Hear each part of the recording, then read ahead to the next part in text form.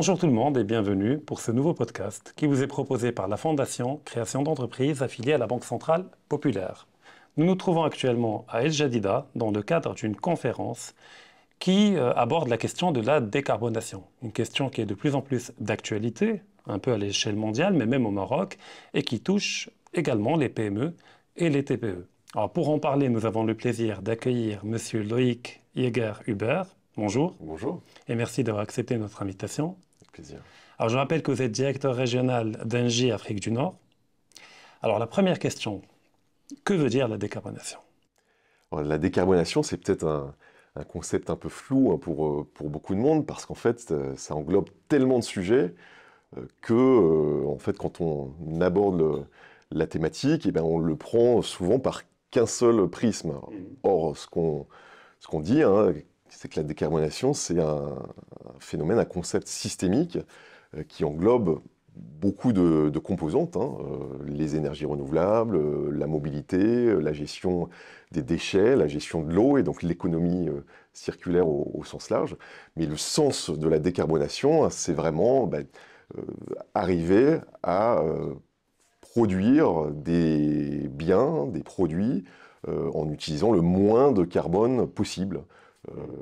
Et donc, c'est d'autant plus important que le changement climatique qui nous touche et le dérèglement qu'on vit au quotidien nous engage dans ce vaste programme de décarboner l'économie, de décarboner nos industries, de décarboner nos vies en général.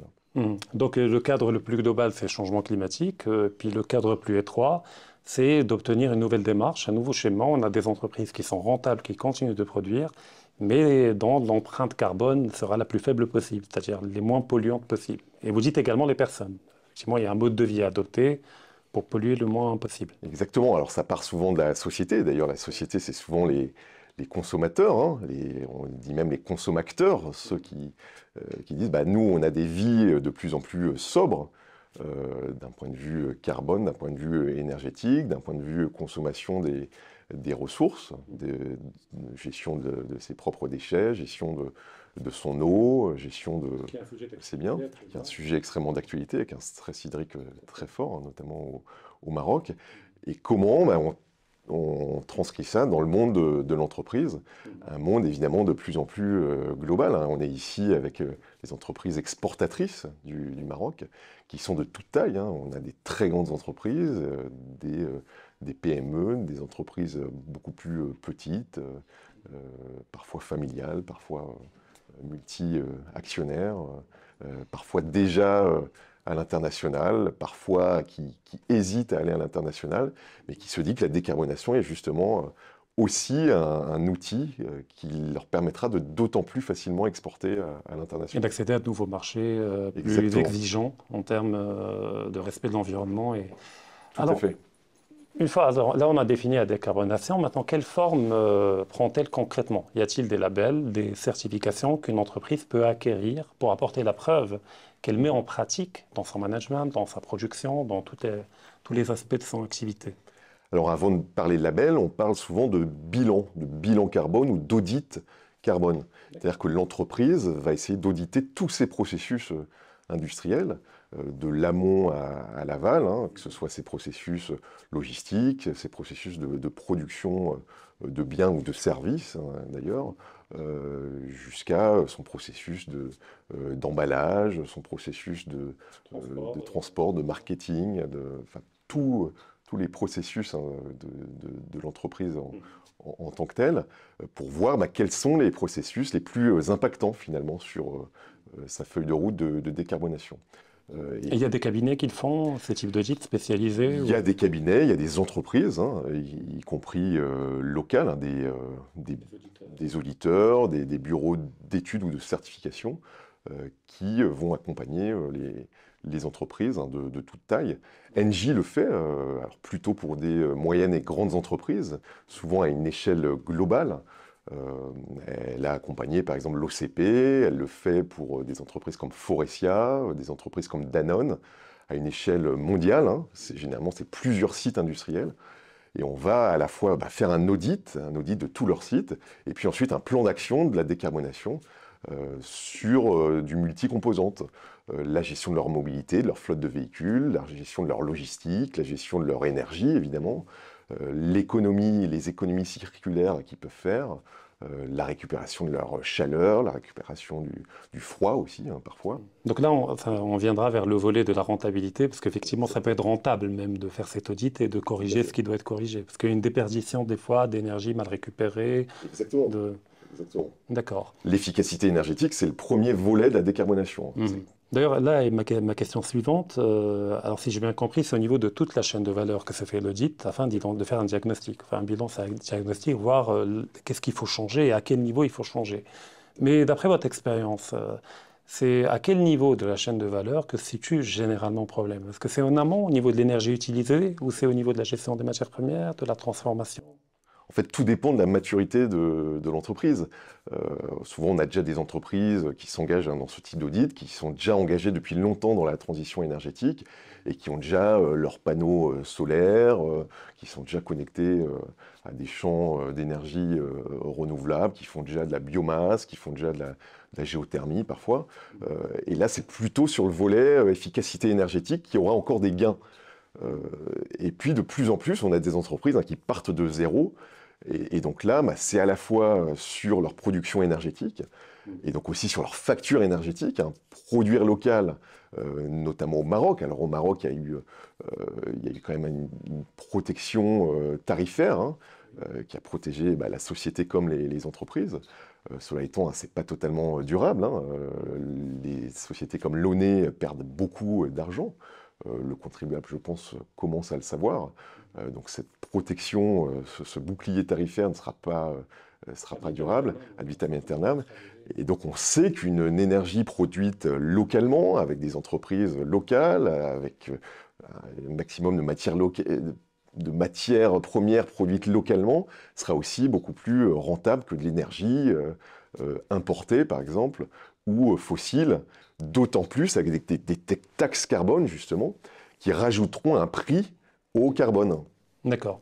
Donc, si j'ai bien compris, les entreprises nouvellement créées ou relativement nouvellement créées ont plus de marge de manœuvre afin de penser la structure de l'entreprise déjà dans un cadre de respect de l'environnement et de la décarbonation. Par contre, les entreprises qui existent depuis 40 ans, 50 ans, qui ont déjà investi énormément dans des modes de production polluants, c'est un peu plus compliqué de se mettre à niveau parce que les coûts vont être supérieurs. C'est un peu plus compliqué, c'est peut-être un peu plus coûteux au début.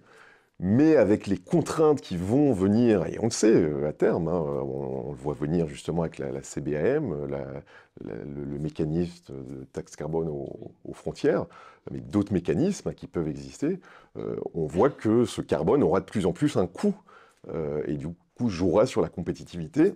Et donc, si on n'anticipe pas, c'est dès maintenant qu'il faut anticiper. En fait. C'est irrémédiable, donc il vaut mieux entamer dès maintenant la dynamique au lieu d'attendre. Oui, je crois que c'est irrémédiable. Alors, bien sûr, il y a des reculs, et on sait que ça dépend beaucoup aussi de la géopolitique. On parle peut-être moins de changement climatique ou de transition énergétique en temps de conflit ou de guerre ou avec des politiques qui peuvent arriver au pouvoir ou revenir au pouvoir. Donc ça peut être fluctuant, mais voilà, on est tous d'accord que le changement climatique est quand même irrémédiable et voilà, on va. D'accord. Alors on voit ça avec le stress hydrique, par exemple. Oui, tout à fait. Ça on le vit malheureusement au quotidien aujourd'hui. Alors comme toute nouvelle démarche, il y a souvent des stéréotypes et des fois à moitié vrai, mais pas tout le temps. Alors pour les TPE, alors les PME, mais principalement les TPE, toute cette démarche-là est perçue comme étant un surcoût. Comme étant, il y a beaucoup de TPE qui disent moi je ne pollue pas, je produis peu, une petite échelle, allez plutôt voir les grandes entreprises. Alors que peut-on dire aux TPE, quel intérêt aurait-elle de s'inscrire dans cette démarche? Justement, souvent, avec les TPE qu'on rencontre et qu'on accompagne parfois, elles ont quand même un avantage, c'est qu'elles sont beaucoup plus agiles, justement, sur tout leur processus, et qu'elles font déjà un travail formidable, à une échelle parfois locale, même en termes de gestion de leurs matières premières, de biosourcing. Et donc, effectivement, leur marge de manœuvre est souvent beaucoup plus grande et avec une agilité beaucoup plus grande et pas forcément plus coûteuse. Quoi. Donc, leur petite taille constitue une force, en réalité. Oui, donc on leur dit, c'est pas du gadget parce que vous pouvez justement l'utiliser comme une force. à travers justement des labels bio, durables, et on sait que alors certes, le pouvoir d'achat est extrêmement important, et on choisit un produit avant tout sur le prix, peut-être, mais de plus en plus aussi avec cette conscience écologique, hein. D'autant plus, comme vous l'expliquez, ça peut même être rentable d'adopter ces démarches-là. Parce Tout à fait. Une meilleure utilisation de l'énergie, des matières premières, du capital humain. Exactement. Donc à terme, c'est même rentable. Et puis on peut toucher d'autres marchés aussi. Oui. On peut d'ailleurs avoir une gamme plus variée de produits, hein. On a des PME, des TPE aussi, hein, qui nous disent, ben, oui, je ne peux pas tout biosourcer, je ne peux pas travailler sur toutes mes usines, sur tous mes procédés, mais c'est pas grave, on va créer des gammes, des produits qui seront 100% bio, 100% biosourcés, 100% durables, mais vers un marché peut-être un peu plus élitiste, et l'international en fait partie. D'ailleurs, on est dans le cadre de la conférence organisée par l'ASMEX, et donc les entreprises qui exportent doivent penser à l'échelle du monde, pas uniquement à l'échelle du Maroc. Exactement. Avec de plus en plus une conscience environnementale. Pas uniquement en termes d'énergie, hein, aussi sur la santé des consommateurs, sur la qualité des produits. Là, on revient à la démarche globale que vous avez évoquée au tout début. Exactement. On ne peut pas isoler la décarbonation de tout le reste. Avec beaucoup de paradoxes, hein. Il y a des paradoxes surtout, et on le voit y compris en Europe. L'exemple français des agriculteurs dans la rue qui disent en fait c'est compliqué d'engager cette transition, c'est typiquement une illustration de la décarbonation aussi de ce secteur, qui est extrêmement compliqué. Où les grands acteurs, notamment de la distribution, vont ruser, vont chercher ailleurs, vont créer des centrales d'achat qui permettent de ruser, de contourner les lois. Mais ces paradoxes, il faudra bien les traiter un jour, et on sera beaucoup plus au pied du mur en réalité. Donc si on ne les traite pas dès maintenant, on sera d'autant plus en retard. Et le Maroc, je pense qu'il a un rôle à jouer, parce qu'il est très très bien positionné, géographiquement parlant, géostratégiquement parlant, sur la scène internationale, même d'un point de vue géopolitique, en termes de stabilité aussi économique. Il y a un terreau extrêmement fertile, y compris dans ces startups. Alors on part de très loin. Il y a certes beaucoup de communication, il y a certes, on va peut-être pas assez en avant dans l'accompagnement de ces startups, mais il y a largement de quoi faire. En tout cas, il y a ce terreau fertile qui est extrêmement... D'accord. Alors là, ce que j'ai compris, c'est qu'il n'y a pas de contradiction frontale entre la décarbonation et la rentabilité. Au contraire, ça peut même être un levier de rentabilité sur la longue durée. Il ne faut pas regarder juste à court terme, mais de voir que ce qu'on dépense en termes de décarbonation pour se mettre à niveau n'est pas un coût, mais un investissement pour l'avenir. Donc c'est ce que j'ai compris. Exactement.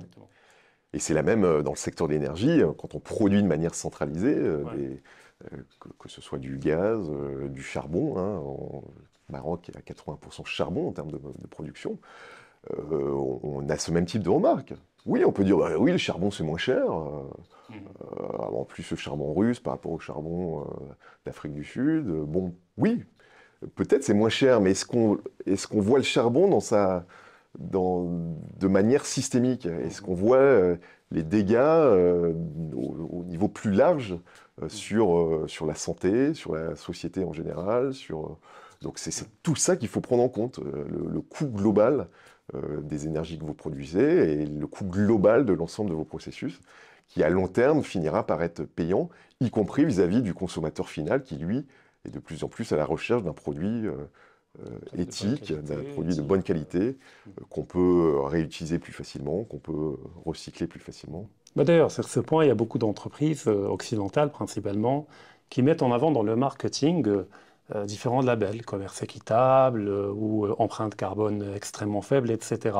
Y a-t-il pas également, sur un terrain très pragmatique, un intérêt même en termes de communication, de décarboniser, Si, parce qu'on sait que le consommateur est de plus en plus friand de ce genre de produits. Alors il faut lutter contre des dérives qui fait que ça peut être parfois que du marketing ou de la communication, ou qu'il y a des dérives dont je parlais d'où l'intérêt de l'audit que vous avez évoqué. D'où l'intérêt d'avoir des audits, des labels, des certifications très, très strictes, reconnues à l'échelle internationale, harmonisées aussi entre elles, Et ça, c'est tout le travail aussi des États entre eux, hein, d'harmoniser ces labels et la manière de calculer l'empreinte carbone pour justement lutter contre les dérives de simple communication marketing. Parce que du coup, c'est l'ouverture vers uniquement voilà, l'intérêt marketing au-delà de... crédibiliser la démarche. Exactement. Exactement. Et c'est pour ça qu'on voit de plus en plus de labels, de certifications reconnus à l'échelle internationale et qui arriveront au Maroc très très prochainement. D'accord. Alors une dernière question. Alors pour que ça marche et pour convaincre les entreprises d'adopter ces démarches-là, il faut communiquer sur 2 niveaux. Au niveau des entreprises elles-mêmes, des PME, TPE, mais des grandes également surtout, mais également au niveau de la société civile. Parce qu'effectivement, si le client n'est pas exigeant, l'entreprise ne ressent pas forcément l'urgence de se mettre à niveau en termes de décarbonation, etc.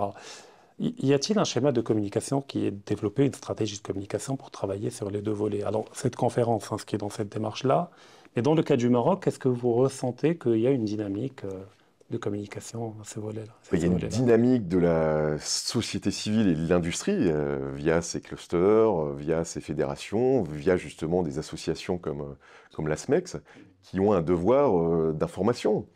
Et moi, on me dit souvent, toi Loïc, tu as tes centrales, tu produis l'électricité de manière centralisée, de plus en plus renouvelable, avec l'engagement de quitter le charbon d'ici 2027. Ça, c'est un engagement au niveau mondial. Et c'est demain, et ça se prépare dès demain. Qu'est-ce que tu vas faire à Fès, Meknès, El Jadida, parler de la décarbonation?